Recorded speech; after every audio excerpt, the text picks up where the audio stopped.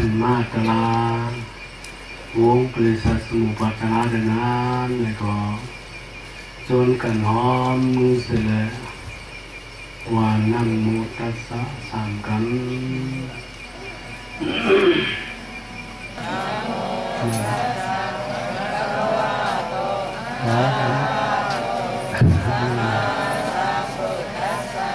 สองตา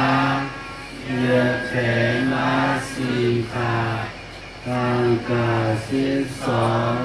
ของกลาน้ำสามันจากสึกกว่าเงามูล่าสองตาสามโบเต่าซ้ำมังกาล่าย้อนสามพาอ่างแถมาเศร้าหนึ่งเสมีแก่กันหลีป้องกันสอนอ่านกาตีอย่างให้หันสามัญละคันนา สังกุลในสังสารทุกขาลงในยังอวิสสาและกนาเป็นเงาวุ้งป้าตังกำเย้าเป็นโยนนามเป็นโจรเย้าเป็นเสื้อเป็นเสื้อเย้าเป็นโจรทำผู้ทำขาดจะสึกกว่ากรรมและนำยกนำยกและกรรมปั่นวนอยู่เชื่อไหนผีสางสัจจาซากว่าของสร้างมาอันใจครั้งนั้นสัจจาว่าคนตั้งนั้นยานเฮาโลเข้าหันแหลงเลยกาสาธุห้ามหู้กว่า2条地ห้ามหู้ซ้ำกว่า2条地หู้ก็เลยหู้กว่าก็เลยกว่าเขาจะมี条地สนใจเหมือนก้นเขาที่มา条地ทำมากันดีละทำจองเมืองนั้นเนี่ยพวกหู้ตาตั้งมันจองมาเท่าไรแต่ที่มาใช้ในหลวยอย่างตั้งโหลดทำเปินนอตั้งก่อนตั้งไรไก่ห้ามไก่จนกันสอนปันกันอ่านปันกันไหนเปิดเอาปริยัติศาสนาผู้เฮเลลูอาตรงนั้นเปิดเอาปฏิศาสนาโอ้ว่าเขาอาทุเรศขนาดมันเป็นรู้สึกว่าเป็นปฏิวิสัยศาสนาเนี่ยเขาจังดีเปิดจากทุกหลายปองจานเนาะอันตรการสาวเขาในย่านเดียวในเขาเลยมาตัวเจ้าไหนเนี่ยตัวเขาไหนพระปิ่นเจ้าเขาวัดทุกขสัจจะห้องหัวสังทุกขสัจจะนั่นอย่างในไรมาเนี่ยเขาเอาอย่างมาตัวจ้องก็เปิดเขาหู้เลยเฮ็ดมาหู้เลยเฮ็ดมาหู้นั่นเปิดเขาว่าวิสาหู้นั่นหัวสังอันนั้นเลยเฮ็ดเลยปองสร้างไม่เอาสังขารละหัวสังเขาเลยหู้เลยปองสร้างสิ่งไรเนี่ยมันก้นมากเกิดแต่ละวันนั้นเขาเลยปองสังอาจารย์เลยปองสังสัจจะสังเลยสมุทัยสัจจะเลยปองสังสมุทัยสัจจะนั่นปองลองตั้งทุกข้าลองสังเพราะเลยปองสังลองตั้งทุกข้าอาจารย์มันนั้นในปนปฏิสัตว์นะพอมีปฏิสัตว์ก็เป็นสมุปาทมันวางมันเจ้านั่นน่ะเพราะปองสังอาจารย์อาจูแหลมได้เพราะกับเมาสิงเหรอเขาดูเลยมาอาจูหาปาอาจูไหลปาป้าไหนอ่านได้เป็นสังกัดไหม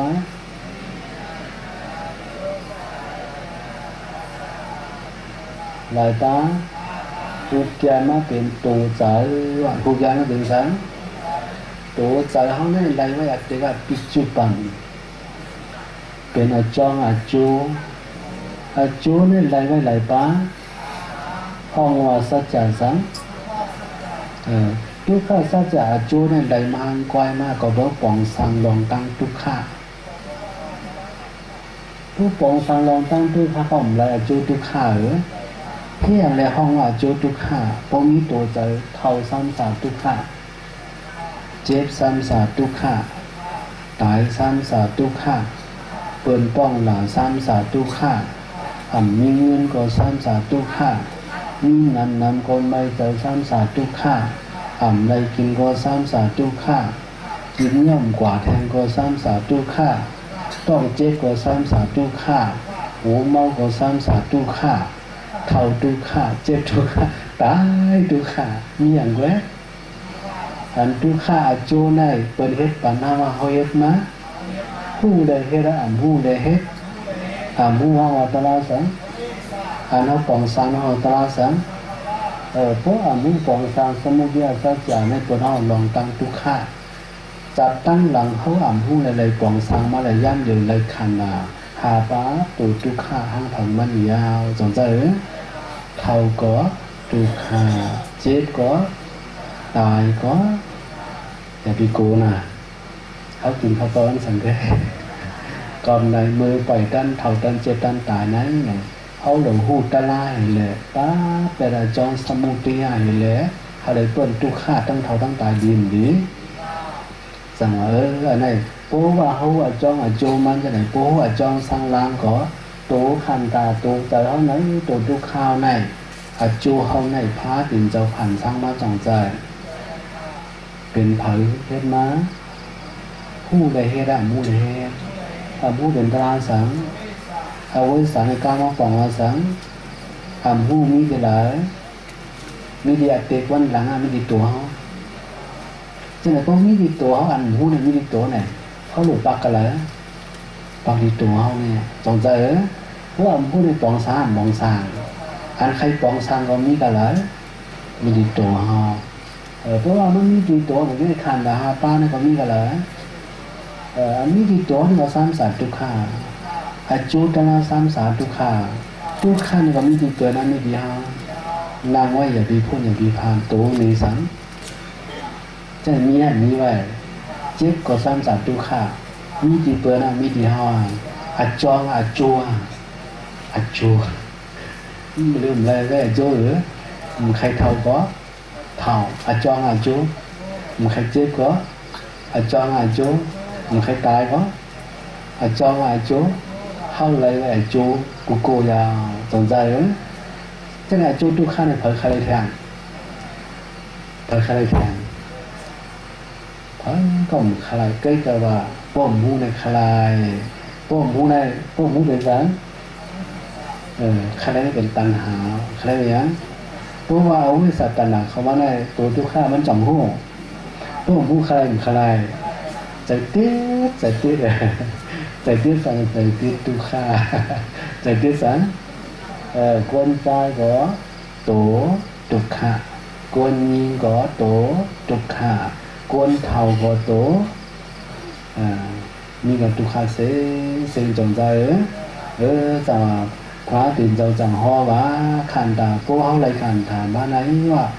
เขาจะไรตัวทุกข้าเนี่ยมันไม่ทางทุกข้าเนี่ยไรมาเท่าเจ็บตายอะไรสั่งมาว่าจอมหนอซื้อไรขันตาเท่าเจ็บตายตั้งยาวกว่าก็ไหลขันทางตั้งเส้นนายมันเกินปันทุกข้า อันเฮาเจอ มันง่ำจอมถุงจำของมันยาวตัวเฮาหรือตัวเฮาโลอาทุกมากกำลาตัวเฮาไว้หนึ่ง เตินไว้สองคุณพรเฮาอันนี้สังเย้ากังเมาโมเป็นนานเป็นของเฮาเย้าน้องสาธุในหลังการส่องโต๊ะจังว่าซื้อไล่ขันถาเท้าเจ็บตายตั้งยาวกว่าเนาะได้ยังไงซื้อไล่ขันถาว่าก้นเฮาเลยสังผีเลยสังสัตวะเลยสังผู้ไล่ขันถามายาวไหนนี่นะขันถาป้าหูเกี่ยวนะเป็นตัวเจ้านั่นน่ะเนาะมันจะไล่สังไหนผู้ไล่ขันถามาตัวทุกข้าวไหนผู้ไล่มาไหนเลยตัวทุกข้าวจะไล่สังแท้ไหนนี่นะสลาเจสลาเท้าทุกข้าไล่เท้าได้ซ้ำสารทุกข้าเ ามใจก้นเทาก่อนจะรู้ก้นเทาจงทุกข้าเนี่ยถามจะรู้คดีว่าจื้อทุกข้าตรงใจตามูก็ซ้ำสาทุกข้าหูหนวกก็ซ้ำสาทุกข้าคิววางก็ซ้ำสาทุกข้าเมื่อเนียก็หิวมันก็ซ้ำสาทุกข้าไปตั้งสันยงยังก็ซ้ำสาทุกข้าใครกินก็กินเหมือนเปิ้นไรใครกว่าวันกว่าเหมือนไปเลยซ้ำสาทุกข้าสลาก็ซ้ำสาทุกข้าตั้งเจ็บอยากที่ก็ทุกข้าย้อกาเกาซิพกมาก็ถึงตูมาก็ซ้ำสาทุกข้าพระคายลายแรงของมันอย่างเนาะตั้งตายก็ซ้ำสาทุกข้าเจ้าไหนป้นไรขันถามว่าก้นก็ยาวผีก็ยาวสางก็ยาวซัดแต่ว่าก็ยาวมึงใครเท่าก็เท่าซ้ำสาทุกข้ามึงใครเจ็บก็เจ็บซ้ำสาทุกข้ามึงใครตายก็ซ้ำสาทุกข้าพูดตายกับเป็นเจ๊ให้จอมเนี่ย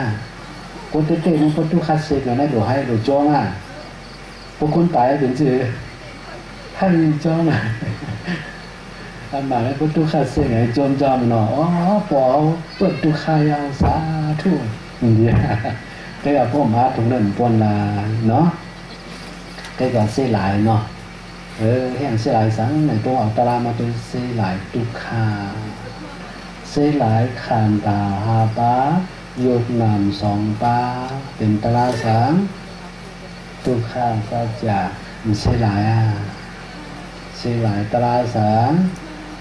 เช่นไหนเสียหลายตลาดทุกข้ามรดกเปิ้นทุกข้าเปิ้นให้จอมสางมีให้จอมมาเนี่ยมีให้แทงนอกบางเรื่องเตมาดูขันดาหาป้าโยนำ2ปาทุกข้าเขาหลุดตุ้ยมันหันเป็นทุกข้าเนี่ยมาให้บนพระติเจ้าที่อยากสุสก้อนเขาได้ปอตายจงให้แม่ตายจงให้ขันเท้าเป็นลูกตายก็จงให้มาแล้วมันจะได้เปิ้นตัวนะตัวก้อนน้ำบูเนี่ยเสียหลายให้สนใจพระเป็นเจ้าเขาพอดีว่างขันทางกันเป็นโจ้เมื่อเป็นเลยเปิ้นตุ๊กสนใจกอบไหนฮะกันหนังอยู่ที่จุ้มไม่เลยเปิ้นจากตู้ดินนี้จังก้นตีตายนั่นมี2 เมียวเนื้อเมียวจุ้มไม่เลยตายก้นหนึ่งให้อะไรน้ำตาโต้อะไรตายก้นหนึ่งเนื้อก็อันให้ตายได้2 เปิ้นตุ๊กอันยุ่มโจมอะไรตายได้เปิ้นมันหันอันยงนำเบบีเลยมันจะได้เปิ้นในโจมเหมือนก็น้องขึ้นอยากทุกเหมือนก็น้องเป็นมีข้าในโจมพวกจะได้ขึ้นอยากทุกจะได้ขึ้นเป็นก้นโกงอะไรมันให้อันโจมพวกคนเป็นคนผ่านในนี้มันให้มันโจมอันนี้ก็เหมือนกันอย่างไปในการตลาดเปิ้นจะได้เปิ้นตู้ข้าตั้งเท่าทั้งหลายเป็นโจมมันสนใจนะจากพวกอะไรคำถามมาหน่อยมันใครเท่าก็เท่ามันใครเจ็บก็เจ็บมันใครตายก็ตายเนี่ยจากเจอไรคันถาเท่าเจ็บตายตั้งยาวกว่า40ตั้งยาวแบบอะไรพวกยาวแบบนี้ทำไรสั่งแทงที่ส่วนในยาวน่ะพอที่โกสูตั้งดีเขาก็ย้อนตั้งนาไปกูจัดกูปานอะไรจันจ้าสันซาที่สุดที่ยอดที่ปานอะไรถึงเบื้องขั้นในปั่นเสกรรมที่ขาย้อนชั่วก็ย้อนที่หลายย้อนหลายจัดกวนมาก่อตั้งเท่านั่งตายป้ามปะก็เลยจัดผีเลยแต่เพราะว่าผีก็เลยตัวเจอเลยขันดาป้ามมาก่อตั้งเท่าตั้งตายป้ามปะสั้นก็ย้อนหลายจัดทุกข้านะย้อนจานเนี่ยกูจัด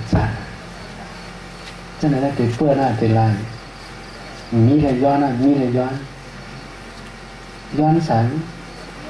ย้อนทุกข้ามีเลยย้อนมีเลยย้อนนี่อยู่เลยย้อนทุกข้าปล่อยเป็นโปเตอร์5จันจ้าตัวเลี้ยวเท่าปล่อยเป็นโปเตอร์5เจ็บปล่อยเป็นโปเตอร์5ตายปล่อยเป็นโปเตอร์5นะเพราะว่าเป็นพวกเดี๋ยวหนูตาลาตรงใจพวกหูตาลาไม่ที่กันย้อนที่ย้อนเปิ้นดูตามก็ย้อนเปิ้นตัวตู้ข้าในดินหลีจังเจ ซื้อไล่ขันทาเท่าเจ็บตายตั้งยาวกว่าสี่เนี่ยที่สันนิษฐานยาวเอาไก่ย้อนเอาตั้งนาพาเป็นจากกูจัดกุมเต็นทนสนใจเหรอย่าหรือจ่องเต็นทนย่าว่าตั้งเขาเป้าว่ายังมาสังแทนตั้งชื่อปล่อยมาเจอเต็นทนนะปล่อยเต็นทนจะอันเปิ้นป้องอันเปิ้นหลายไปยังถึงมาแทงไว้รีบมาตายแทงจ่องเต็นจะยังปล่อยเต็นอันนั่งไว้จะไหนปล่อยเต็นทนแต่อันเขาย้อนช่วยนะกุมเต็นกับย้อนตั้งนาพาเป็นเจ้าพระเป็นจะเป็นปกป้องมาในเป็นมาชอเราเป็นตั้งเท่าต่างๆสนใจก่อนไม่ได้มาทำตารางมือไนอย่าไปย้อนแทงอย่าไปย้อนสังอย่าไปย้อนตัวทุกข้าแทงย้อนเปิ้นตัวทุกข้าดินนี้พวกย้อนเปิ้นทุกข้าในดีสาธุจอมสนใจพวกห้องดูต้านสั้นดีก็ผ่านกูจัดจ้าด้วยพวกดูต้านสั้นเดินสังในเดียวแต่ละก้าเกี่ยมจอมฮอก่อนนะพวกอ่ำดูต้านตีก็ผ่านกูจัดจ้าพวกเขาเลยดูต้านตีมักมีดีเต็มจะเป็นมหาสัตว์สัตว์คือจำจ้าสัมสากันหนึ่งเนาะว่าการคนการรอกี่กันก่อนนะเนาะกันเขาถือฮอในรอกี่ยากต่างต่างก็เหมือนเนาะการเขาถูกตัดแต่ทุกข้าสนใจสนใจเนาะพวกอะไรต่างๆมากเนี่ยเขาจะได้เท้าเจ็บตายนี่มันเป็นทุกข้าเนี่ยมือปล่อยตั้งเท่าตั้งเจ็บตั้งตายนั่นก็หนังตีมีขั้นนั้นเนี่ยจองใครมีขั้นจะได้ห่อลองตามหน้ามันจะได้ห่อลองสังบ่มีตาหน้าตีซ้ำสามในเมืองกลบ่มีตาหน้าตีกอดผานจะใครกอดผาหน้าใครมีเงินเมื่อไรจะได้ห่อลองตาหน้าตาลาแก่มจนกว่าปองใจเนาะกับไปห่อหน่อยตาหน้าในโปวัตสัตตั้งหลังเข้าไปอยู่ในการนานี่สีดนาสามป้าสีดนาสามป้าอันว่าในตั้งเข้าในนะโปป้าเขาใครอยู่ไปตั้งเขาคิดนะจ๊ะในประโปป้าสีดนาเมื่อเขาดูโดหมจมห้องวะมงซาสีดนาดูเย้าหมจมห้องวะอาปลาสีดนาผู้สีดนาสามป้าเต็มทนในอะไรอยู่ตั้งในจริงว่าแต่กระดาเนี่ยมันเป็นเขาจะเลยขึ้นถึงเมืองผ่าเมืองผีจะเลยเมืองกินติดสวยติดเหมือนเมืองผ่าเมืองผีตั้งเหลือเหมือนเจ้าคันไหลไก่ขึ้นกับเมืองผ่าเมืองผีว่าอันนั้นอยู่ด้านในดี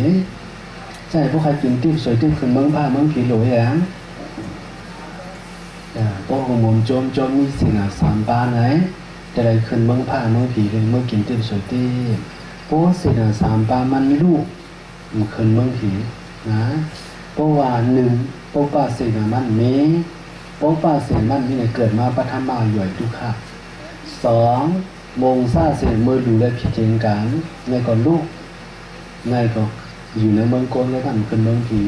ตุติยาหย่อยมาทุกข์สามอาพระเสนาไว้ดิ้นมาเลยโกโสตั้งเดียวจอมแหล่โพสมันจมกันเดินก็เท่ามาสังดิสามสาสองมันขึ้นเมืองผีใจเพราะใครขึ้นเมืองผ่าเมืองผีในหลวงมิสิลสามบ้าถึงโทหลวงมิสังเขาหลู่ดันหลวงมิสิลสามบ้าไหนดีขึ้นเมืองผ่าเมืองผีเหมือนขั้นไหลไก่ขึ้นเมืองผ่าเมืองผียาวว่ะกำไหนทวนสองซ้ำเขากำมันว่าการเขาได้หลู่เลยต้านไหนว่าถ้าอยากกินถ้าอยากหลู่ถ้าอยากต้านอ่ำโมยุบอ่ำโมย้อมเห็นเลยกวนละกวนจุนกวนให้ก่อนละอ่ำไหนว่ะอันนั้นได้อยู่ด้านเป็นหินสองลายเป็นลักสองลายพวกโคของเป็นลักอะไรเป็นหินอะไรเขาของมุนข้ามเอาซะหน่อยสองใจเพราะว่าเขายกอยู่ด้านก่อนแน่ๆพอหินลายพอมาลักลายเป็นของเฮาหน่อยนะป้าเทียงมันดีเหมือนเข้าหัวเลยตีเฮาตากกูจากกูป่าเขาจะซ้ำสาวะ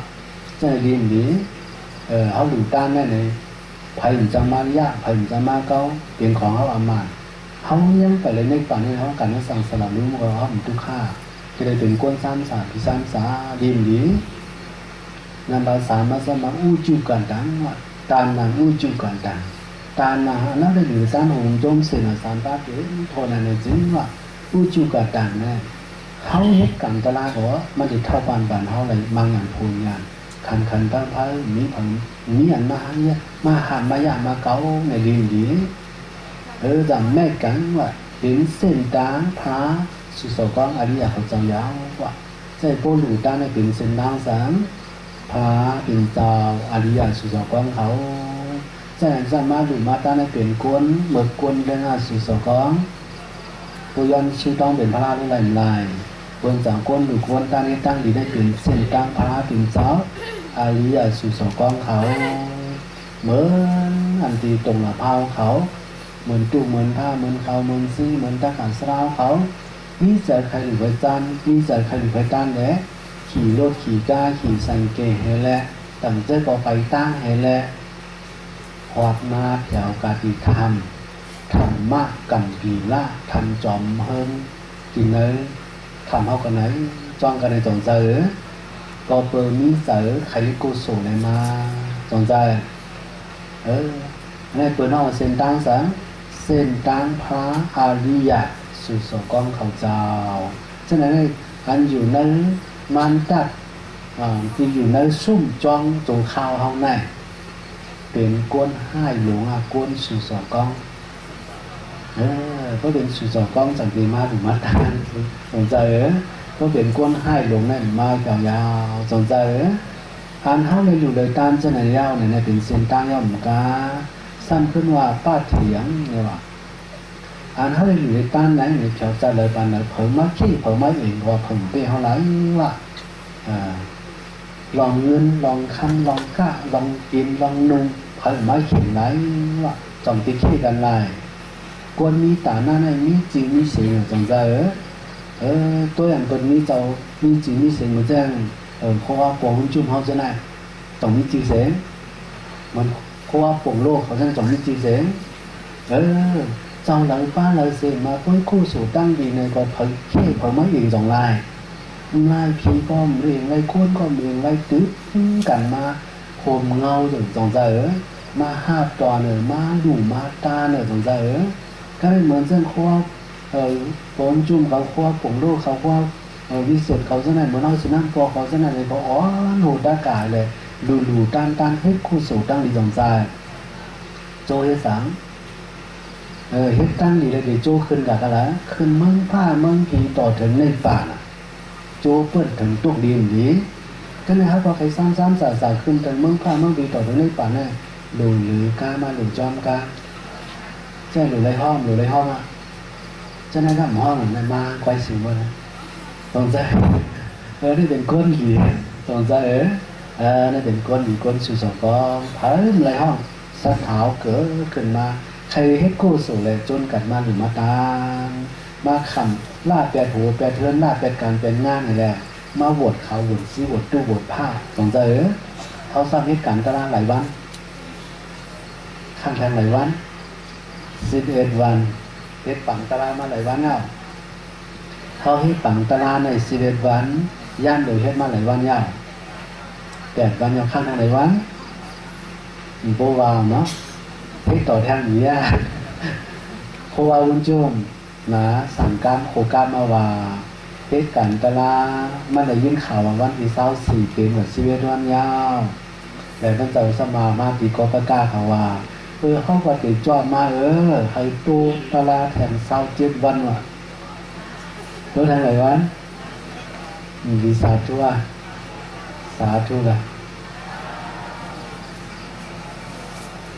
รู้สาธุเยานะอย่าไปทักประกาศสลาเขาว่าอย่าไปปอกรีบเลยเขาเฮ็ดตั้งเหลียโควันจนมาเฮ็ดตั้งเหลีเฮ็ดทำนั้นเฮ็ดแทง27 วันหน่อยเฮ็ดตั้งไหนวันอาจารย์27 วันเต็มเป็นติดตัววันที่ถึง27กันเนาะผมมองนั่นได้อาจจะเปลี่ยนอะไรพูดถึง27 วันนี่ถูกลักไปเขาสินะโมได้ตายเนาะลูกประกาศสลาเขาตรงหน้าผ้าเขาตรงหน้าผ้าในคำไม่ชี้ห้องตรงหน้าผ้าอะไรก็เนาะหยาดเย็นน่ะว่ะแต่ที่มาบทเป็นตู้เป็นผ้าบทเป็นในคำไม่ชี้นะยาล่ำยาใครบวชผูซ้ำปนบวชใครบวชปอเมซ้ำวางข้องใครมาบวชซ้ำมีการน้ำการโหการก่อนน้ำสองมาบวชลายตรงหน้าผ้าในหยาดหนา แบบอย่าว่าอยากย่ามเดี๋ยวในกอเปิดมันมีทั้งอยากเขายังออกจากมาเห็นเลยมาเฮ็ดขันตาลาไหนวันเย้ามาเฮ็ดตาลาไหนวันเขาซ้ำตัดดีเฮ็ดแค่นั้นมีหลายวันตั้งเซนขั้นสามัญก็เนาะเยื่อนแทนดินนี้เปิดมาเยื่อนในเป็นแต่งคำนะเขาย่อมมาเตือนดูเขาโบหูดูนะเยื่อนในเป็นแต่งคำจะหนึ่งเยื่อนหน้าเยื่อนเจ็ดมันก็เยื่อนขั้นแต่งสามัญก็เยื่อนดินนี้ตัวเยื่อนอะไรก็จะเป็นแต่งคำเนาะ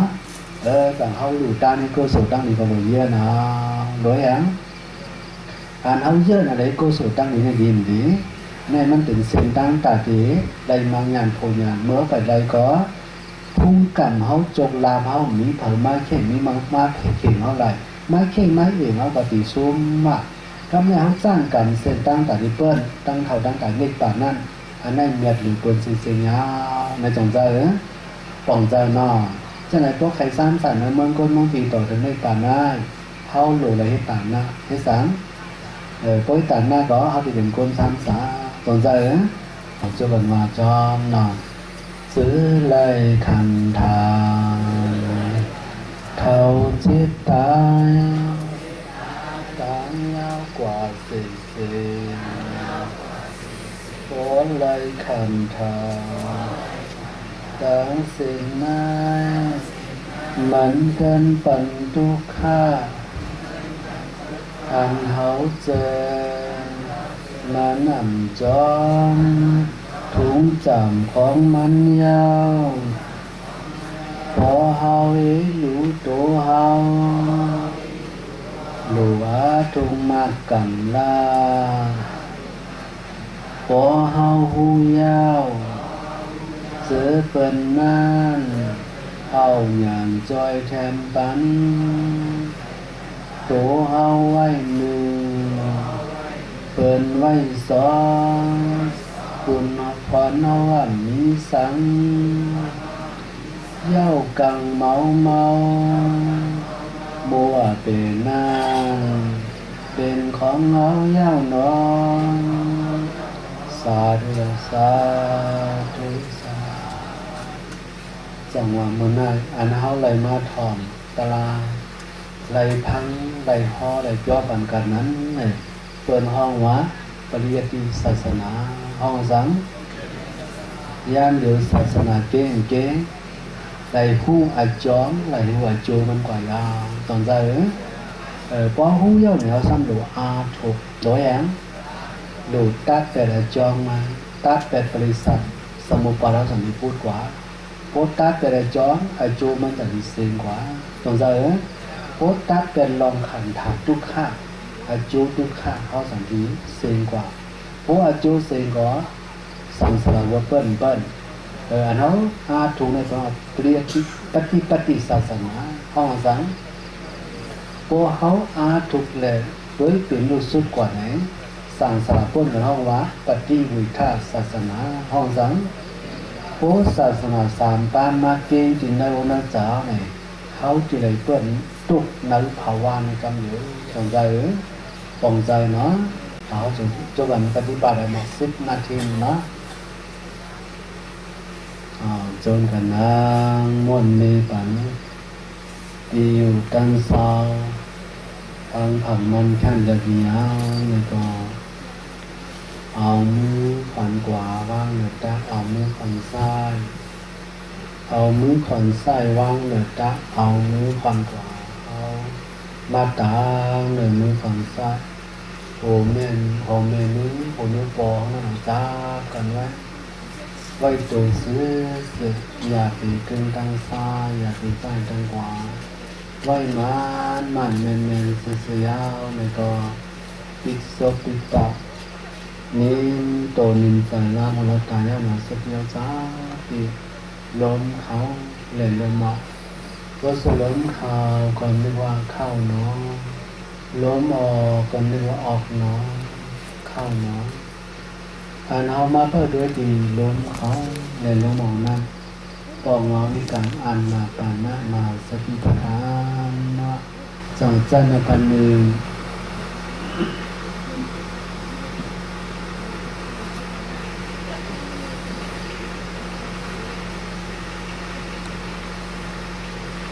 เอาจีไรก็ตัวจีล้มเข่าลมออก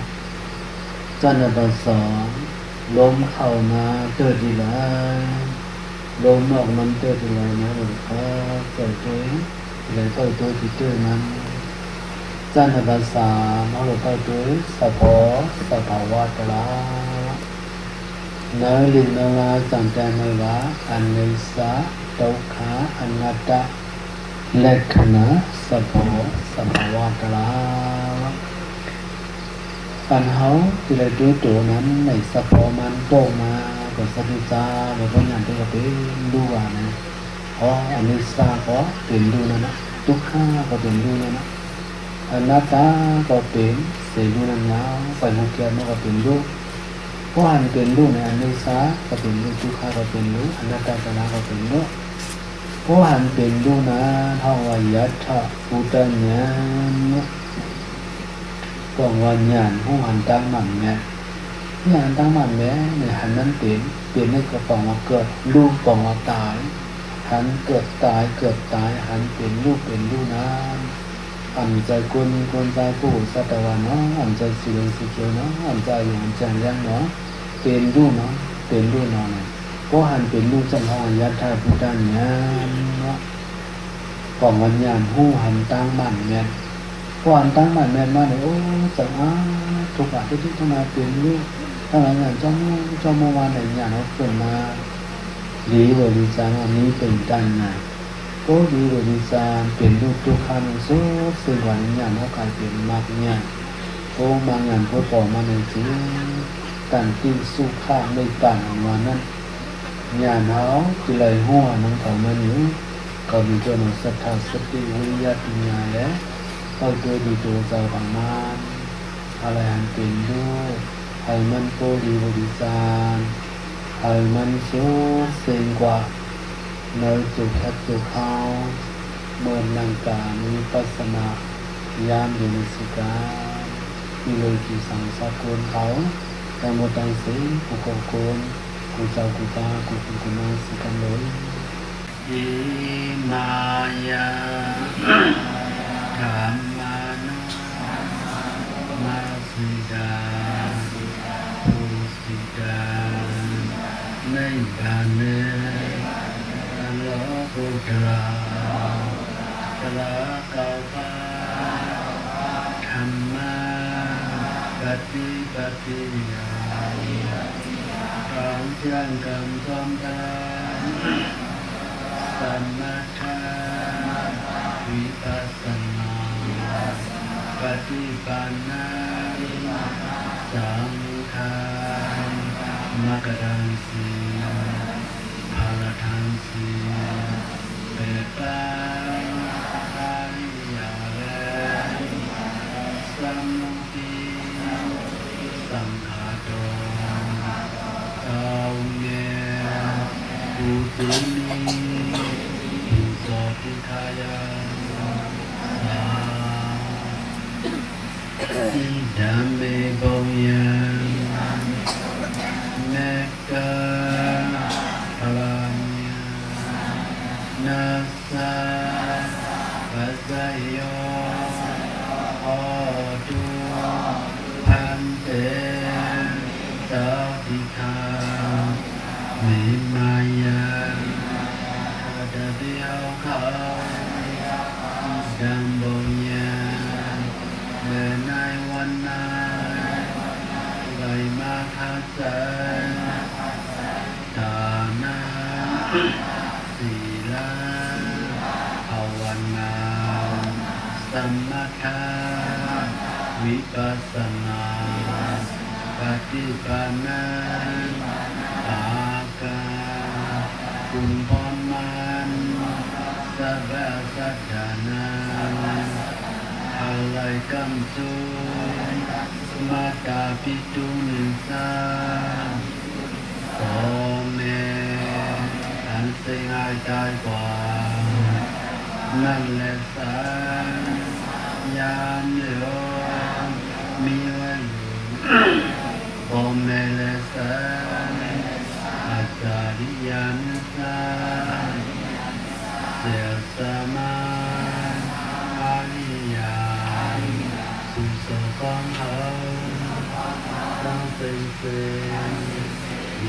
กันตา